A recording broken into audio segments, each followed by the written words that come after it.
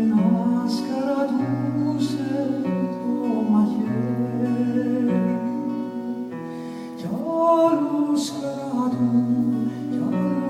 κρατούσε το σπαθί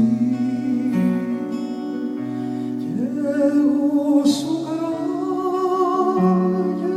κράταγα το χέρι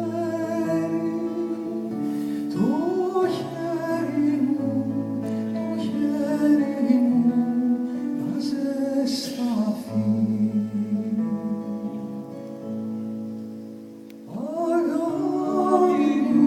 Αγάπη μου, θα σου μιλήσω τώρα για τη χαράς την ώρα και για τη ελευθερία. Αγάπη μου, στην πικραμένη χώρα θα σταματήσει η ώρα και θα έρθει σαν στεριά. Είναι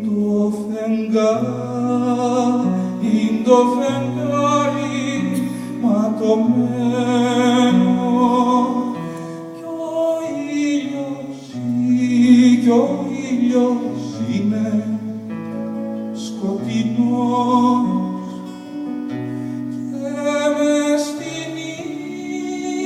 και μες στη νύχτα περιμένω